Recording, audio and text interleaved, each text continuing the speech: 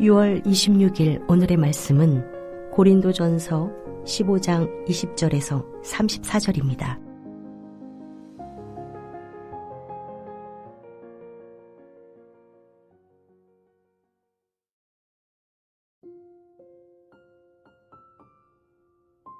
그러나 이제 그리스도께서 죽은 자 가운데서 다시 살아나사 잠자는 자들의 첫 열매가 되셨도다. 사망이 한 사람으로 말미암았으니 죽은 자의 부활도 한 사람으로 말미암는도다.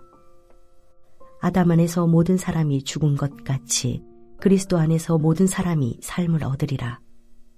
그러나 각각 자기 차례대로 되리니 먼저는 첫 열매인 그리스도요, 다음에는 그가 강림하실 때에 그리스도에게 속한 자요, 그 후에는 마지막이니 그가 모든 통치와 모든 권세와 능력을 멸하시고 나라를 아버지 하나님께 바칠 때라. 그가 모든 원수를 그 발 아래에 둘 때까지 반드시 왕노릇 하시리니 맨 나중에 멸망받을 원수는 사망이니라. 만물을 그의 발 아래에 두셨다 하셨으니 만물을 아래에 둔다 말씀하실 때에 만물을 그의 아래에 두시니가 그 중에 들지 아니한 것이 분명하도다. 만물을 그에게 복종하게 하실 때에는 아들 자신도 그 때에 만물을 자기에게 복종하게 하신 이에게 복종하게 되리니 이는 하나님이 만유의 주로서 만유 안에 계시려 하심이라. 만일 죽은 자들이 도무지 다시 살아나지 못하면 죽은 자들을 위하여 세례를 받는 자들이 무엇을 하겠느냐? 어찌하여 그들을 위하여 세례를 받느냐? 또 어찌하여 우리가 언제나 위험을 무릅쓰리요? 형제들아, 내가 그리스도 예수 우리 주 안에서 가진 바 너희에 대한 나의 자랑을 두고 단언하노니 나는 날마다 죽노라. 내가 사람의 방법으로 에베소에서 맹소와 더불어 싸웠다면 내게 무슨 유익이 있으리요?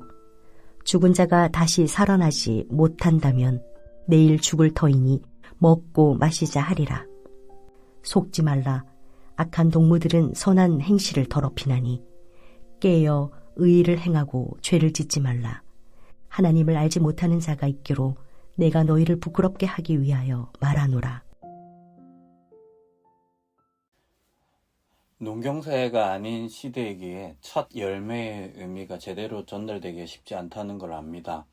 하지만 이제 긴 겨울이 지나고 생명 하나 없는 굳은 땅에 작은 새싹 하나 올라오는 순간 우리는 봄이 올 것임을 알 수 있습니다. 마찬가지로 흙을 쏟고 씨앗을 심어 물을 대는 농부는 제법 자란 푸른 식물줄기 사이에 맺히기 시작한 그 첫 열매, 그 형상을 보며 풍성한 결실을 내다보는 것입니다.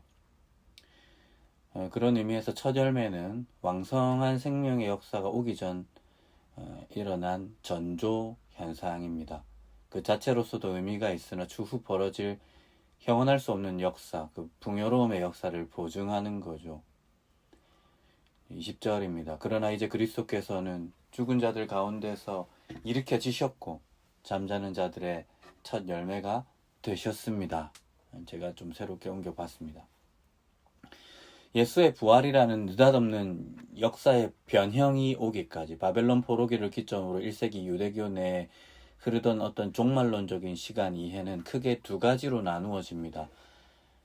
하나는 하홀람 하제입니다. 하올람, 하는 그 정관사이고요. 올람은 세계 시간입니다.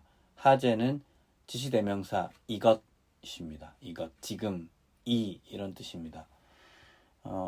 그래서 이 세계, 이 세계를 뜻합니다. 지금 여기의 시간, 여기의 세계입니다. 슬픔과 고통이 있고 악한 세력의 침탈이 있는 시간, 그러한 세계입니다. 출애굽 직전의 시간이며 바벨론 포로기로 대변되는 부정적인 시간입니다. 그리고 이제 또 한 가지가 하올람 하바입니다. 다른 건 다 똑같은 뜻이고 마지막에 하바는 오는, 도래하는을 뜻합니다.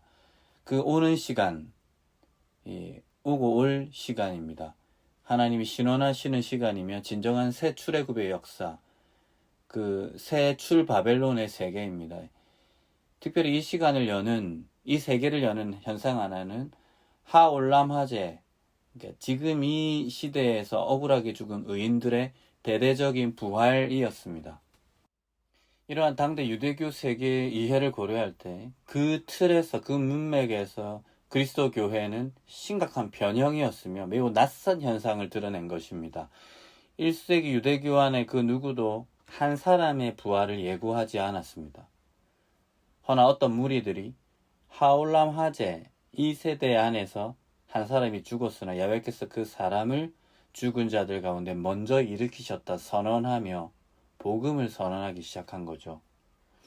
여러분, 그 그리스도께서 죽으셨다가 다시 하나님의 손에 의해 일으켜진 바 되었다 하는 이 복음의 선언, 그 메시지의 의미는 당시 통용되던 시간에 의해 세계의 틀에서 매우 혁명적인 것이었습니다. 곧 우리가 고대하던 시간을, 그 세계를, 그 하올람 화바의 세계가 이 일으켜진 야훼 하나님께서 이 예수를 일으키심으로 이미 시작하셨다는 얘기가 되기 때문입니다. 뚫고 들어왔다. 이 세대의 새 시대가 뚫고 들어와 이미 시작되어 버렸다 라는 말이었습니다. 악의 통치 아래에 있던 이 세대 안에 승리의 통치가 뚫고 들어온 겁니다. 이게 21절에서 24절의 말씀입니다. 그 생명, 그 승리의 통치가 시작되었고 점점 더 짙게 그 승리가 드리울 것이며 궁극적인 승리도 머지 않았다고 쓰고 있습니다. 1944년 6월 6일 연합군의 노르망디 상륙작전을 기점으로 전세는 기울었습니다. 이를 D-Day라고 합니다. 이제 승리가 뚫고 들어온 사건이죠.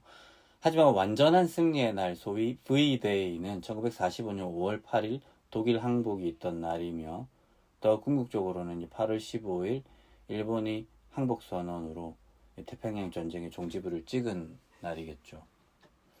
하지만 그 이전에 전세는 이미 기울었으며 노르망디 상륙작전 기점으로 승리는 시작되었다고 볼 수 있겠습니다. 마찬가지입니다. 예수의 그리스도의 부활은 그 자체로서 죄와 사망을 향한 승리가 이미 시작되었다는 걸 드러내며, 또한 마찬가지로 궁극적인 죄와 사망의 종식의 날, 궁극적인 승리의 날을 보증하며 내다보도록 합니다. 이게 이제 25절, 26절입니다. 그가 모든 원수를 그 발 아래에 둘 때까지 반드시 왕노릇 하시리니 맨 나중에 멸망받을 원수는 사망이니라. 그러므로 이제 사도 바울 입장에서는 죽은 자들이 다시 살아나지 못한다는 건 아직 지금의 시간이 그저 하올람 화재, 악의 통치 아래 있는 시간 세계라는 말이었습니다. 그리스도 안에 죽은 자들이 다시 일으켜지지 않을 세계는 그리스도께서도 다시 죽은 자들로부터 일으켜지지 않은 세계이니까요. 만약 지금이 여전히 그런 시간이고 세계라면 부활하신 그리스도의 승리에 힘입어 그것을 믿은 채 완전한 또 승리를 내다보며 살아가는 우리의 삶의 모든 실천은 정말 불쌍한 것들이 되며 말도 안 되는 멍청한 짓거리가 된다 하는 것입니다. 본문 29절에서 32절은 어제 본문에 이어 다시 그런 내용을 쭉 다루고 있습니다. 29절에 나오는 부활 소망에 근거한 죽은 자들을 위한 세례받는 행위도 의미가 없게 되는 거죠. 사실 이 부분이 많은 설명이 필요한 부분인데요. 좀 낯설죠. 죽은 자들을 위한 세례라. 세례받지 못하고 죽은 이들을 대신한 그들을 위한 세례일 가능성도 있습니다. 이게 여기서 이제 위하여라고 전치사를 위하여, 휘페르라는 전치사를 위하여라고 받을 때는 그런 전통적인 의미가 됩니다. 그리고 또 다른 한 가지는 이 휘페르라는 이 전치사를 때문에라고 읽을 가능성도 있습니다. 그래서 이것을 순교한 죽은 성도들의 감화되어 도전을 받아 그들 때문에 받은 세례를 의미할 수도 있습니다. 어쨌든 다시 살아날 소망을 품은 채 가졌던 어떤 공동체적인 관습이 만약에 지금이 그리스도께서 다시 살아나지 않은 하올람 화재에 머무는 시간이라면 그거 역시 헛수고라는 말을 하고 있는 거죠. 이 밖에도 온갖 위협과 수모, 위험을 무릅쓰며 복음의 길을 걸어왔던 바울 자신의 삶의 실천도 모조리 헛수고가 되는 게 아니냐, 이 얘기를 쭉 논증하고 있습니다. 정말 지금 우리가 사는 이 시간과 이 세계가, 이 때가 여전히 그러한 시공간이라면 이러한 시공간에 적합한 삶의 방식은 32절의 끝부분 그냥 먹고 마시는 것이 적당한 것이 될 것입니다. 그게 맞죠.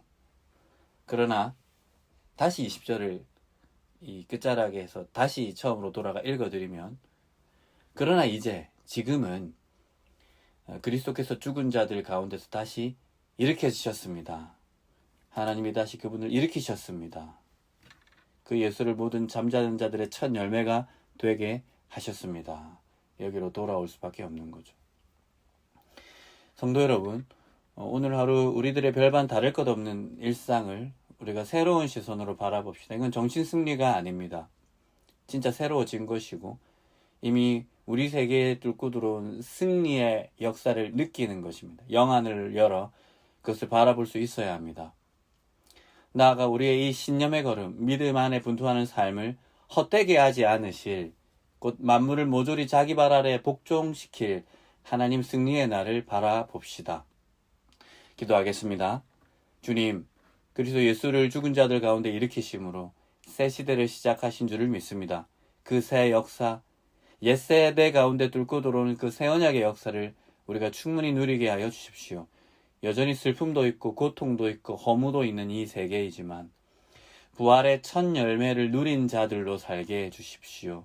그 첫 열매를 통해 언약 밖에 있는 많은 분들은 보지 못하지만 우리는 그 소망의 날을 본 자들로 살아가게 하여 주십시오. 우리의 소망의 몸짓과 실천으로 완전한 승리를 이루시는 하나님을 이 세상 가운데 드러내는 자들로 살게 하여 주십시오. 예수님의 이름으로 기도합니다. 아멘.